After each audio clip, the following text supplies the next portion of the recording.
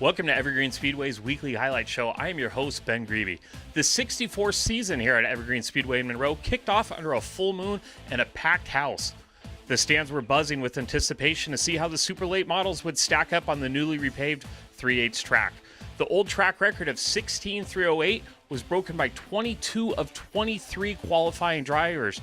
Garrett Archer settled in the new track record of 15.468. Let's take a quick peek at some of the highlights from the race. 24 cars to take the green flag to start. Here's pole sitter Garrett Archer jumping out to an early lead that would continue for the first 58 laps of this 100-lap main event. Here's Trent Moriarty and Travis Bennett. They're going to have a meeting that's going to sideline Travis for the remaining 40 laps. Here's out-of-towner Jeremy Doss as he starts to make his move out of turn 1 and 2, and all these guys behind him decide that they're not impressed and they're going to go ahead and bring out the yellow flag. On the restart, the Garretts, Evans and Archer, are going to battle side by side, door by door out of turn 2 all the way to the back stretch, and that's going to open the door from the kid for California to move into second place. Jeremy Yoss is going to use the final restart to get a jump on Archer and bring home the checkered flag.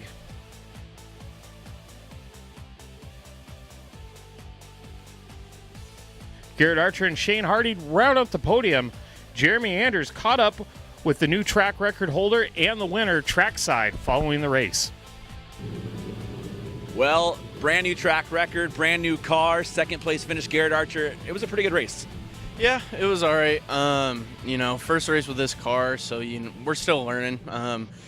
100-lap race, we don't know what it's going to do on the long run quite yet and how much I need to save. So, it was a good learning race. Jeremy, he won last weekend at Madera against some of the best guys in the country, and he came up here and beat us. So, all the credit to those guys, and we'll definitely put some notes in the notebook and come back stronger. All right, Garrett Archer, second place tonight. Well, the first race of 2018 definitely had some fireworks at Evergreen Speedway. It was kind of on the track, but really hard charger, and the race winner, Jeremy Doss. Jeremy, wow, his first race on this track, and it was pretty impressive. Thank you. I was pretty happy with the car. We started 10th to slowly work our way up, saved their stuff, and the car was really, really on rails at the end. I can't hand it off to these JD Motorsports crew for getting me an amazing car. And Ernest Performance, Seneca Performance, Swift Springs, just all my sponsors that helped me out. It's pretty cool coming to a track the first time and getting the win. Let's talk about the race out there. You kind of had to start deep in the field. Towards the end there was that late caution, kind of gave you a chance to move up in the restart here, get to the back bumper of Garrett Archer. Yeah, we were saving our stuff in the beginning, so we fell back a little bit, but we did have to start back pretty deep. We struggled in qualifying, like I said. But we just slowly worked our way up, and caution kind of fell in our favor, and we were able to start on the bottom and pick a couple guys off, and we finally got that late caution, and I was able to battle Garrett and get him on the outside, so I'm pretty happy with it. All right, your race winner of the first race of 2018, Jeremy Doss. And here come the Interstate Battery Hornet Division, 44 car count to kick off their 2018 season, and what a show they would put on. Here comes Brandon Ormeyer in the 8X getting a good early lead that would hold for most of the race, but not so fast. Take a look at Mike Jensen in the 521 as he decides to get an early lead in the season's rollover competition that would bring the crowd to its feet as he drives away to an eventual 9th place finish. Not too bad, Mike. Here comes Jamie Corbett moving into second on lap 21 of 25. On the final lap here, Brandon Normeyer taps his brakes, allowing the crafty veteran Jamie Corbett and the fan favorite Dawson Cox to sneak on by. As it will eventually hold that as the checkered flag is going to come out as it's Corbett, Cox, and Tyson Lang routing out the podium. Jeremy Anders caught up with Jamie Corbett after the race.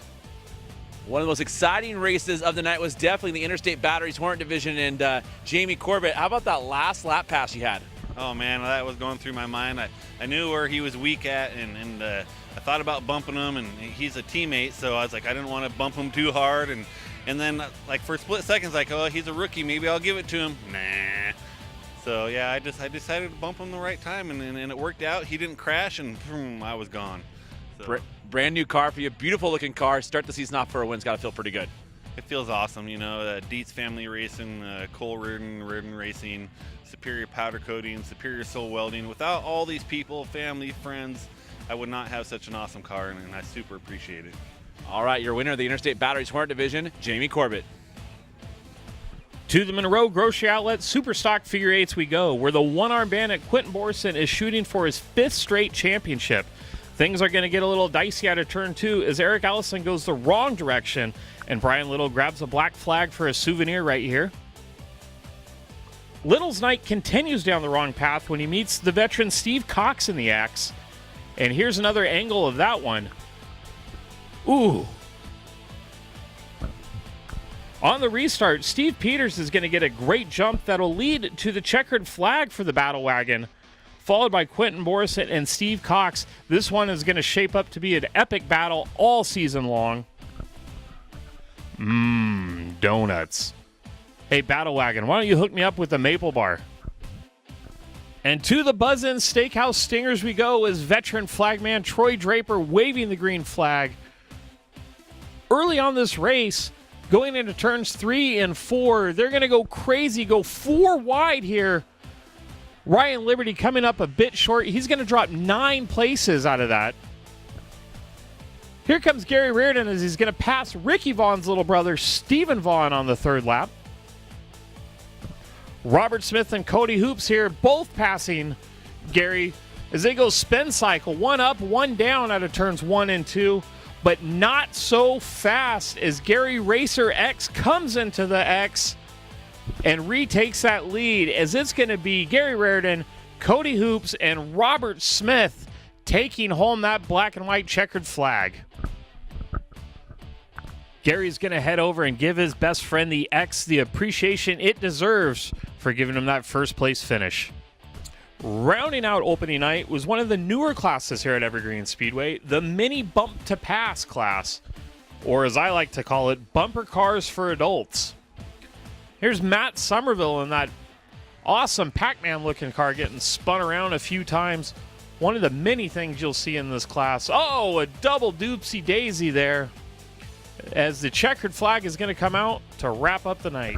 And that's going to wrap up this week's highlights. Don't forget to join us Saturday, April 7th for the first of many Coastal Community Bank Salute to Your City night at the races. This week, Monroe, Sultan, Gold Bar, or Index. Simply show your ID at the box office and receive 2 tickets to watch the street stocks, the mini stocks, the Outlaw Figure Eights, the Youth Hornets, the Pro 4 trucks, and the return of the West Coast Sprint cars. Doors open at 4, racing starts at 6, rain or shine. We will see you there. This is Joey Logano, and Evergreen Speedway is your NASCAR home track.